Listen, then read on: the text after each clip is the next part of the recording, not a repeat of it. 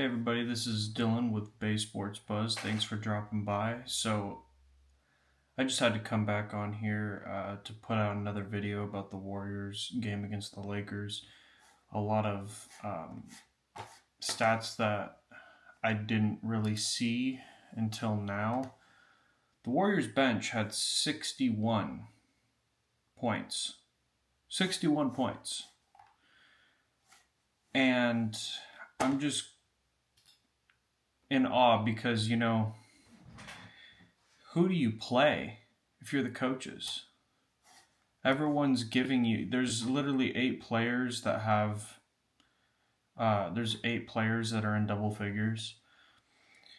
And you have 2 players in pods and D'Anthony Melton, which didn't even play. So it's just hard for me to understand from a coaching standpoint what you do. You want to play everybody, and on the players that you do decide to play, do you make one last move? Because there's going to be people that well deserve minutes that aren't going to get it, and it sucks to say it, but as a fan and as a YouTuber, it's a tough situation to be in because you know damn well that most of these players deserve it.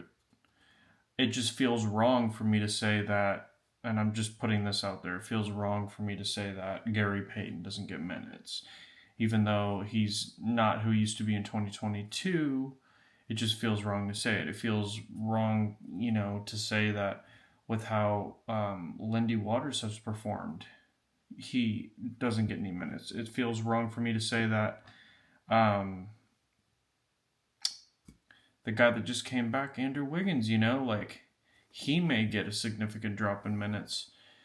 And the situation with him at the beginning of the year with this preseason is really not his fault for being sick, There's a lot of these situations where it just sucks. But at the same time, you can't sit there and look at the scoreboard and see that there are legitimately probably 13 players that deserve minutes, and 9 or 10 of them could start on half the teams in the NBA.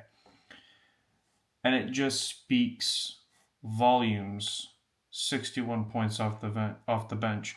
That's all you have to see for it to make any sense for you. I mean, really. I didn't do the total on the Lakers, but it was significantly less. When they did, I know that when they broadcasted in the fourth quarter, it was like 51-15 bench versus starting minutes. So it's just crazy to see. The Warriors are legitimately a strength in numbers team this year. It's without a doubt going to be that, and this is why I believe the team has a very big opportunity ahead of them to be really, really good contenders for this Western Conference and being top 5 contenders in this Western Conference. Every time you sit your starters, your bench could literally outplay your starters. Not to say they will. Like, you're not going to outplay Steph Curry, Kuminga, Draymond, Trace, Wiggins when they're all clicking on all cylinders. But the days they have an off game, it's easy to say that a lineup of Buddy Hield, Moses Moody, Kyle Anderson, Kevon Looney, Lindy Waters, like those players could genuinely outperform. And I also want to leave the question out to you guys. Please leave your responses in the comments. What are we going to do? We got 10 players to play, and I'm going to list players that definitely deserve to play right now. You got Trace, Steph, Draymond, Andrew Wiggins, Kuminga, Buddy Hield, Moses Moody, Kyle Anderson, Kevon Looney, Lindy Waters, Brendan Pajemski, and D'Anthony Melton. And that was 12 listed right there. who you leaving out? That's the issue. It's not a bad issue to have, but at the same time, like I said, there's two of those players that genuinely deserve minutes, and it's just going to be a tough thing to figure out. Now, from what I understand, Friday's game will be a rehearsal for what is to come, as far as the starting lineup and all that. Per what Steph Curry said with his interview with Anthony Slater, what was it, on Monday. So it'd be really interesting to see the starting five. And I really like Andrew Wiggins as a player, but the way the team was clicking and the way the team is clicking, if he doesn't get his shot going in the next, 5 games, he could see a significant minute loss. And that's just going to be the reality of this, because he came out flat tonight. It's his first game back. That's just normal with players that haven't played. But you have to look at it like, what are you going to do here? I want to know your guys' starting 5 and your 5 off the bench and who you leaving out. Please leave that in the comments, because I'm struggling as a fan and as a YouTuber just to...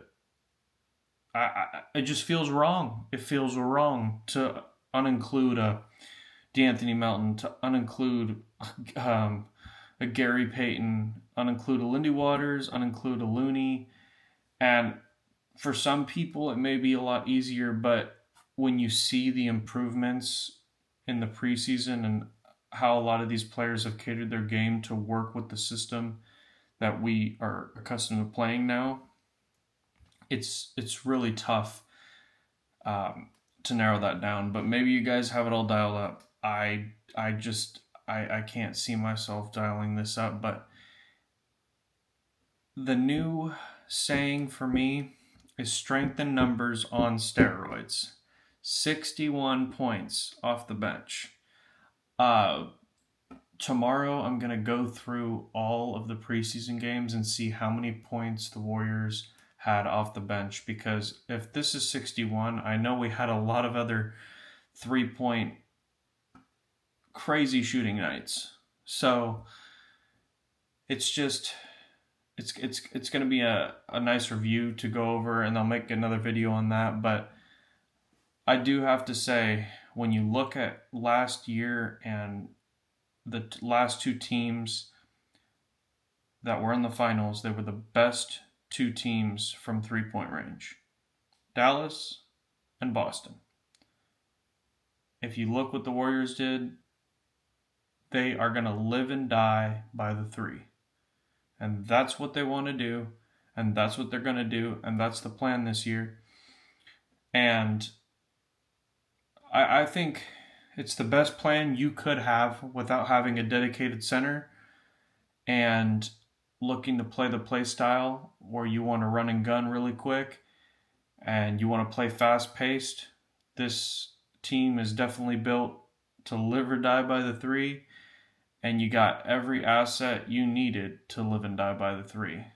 The last thing I'll say is this team for sure is set up for, if somebody has a pesky little injury or just happens to want to sit out a night, that will easily be the thing that happens, because players are not going to play through injury with this many weapons. You're going to, if someone, stubbed a toe, you got 2 other players that will deserve minutes, and you could take the night off. That's how it's going to be this season. But look on the up and up, because this year is going to be a great year. We're underdogs. Gotta love being the hunters and not the hunted. So definitely lock in. On Friday we'll have the post game, and then be ready for Wednesday opening night. It's going to be fun, and I'll be reporting all year. So get used to me. I'm staying locked in, and I hope you guys have a great night. Peace.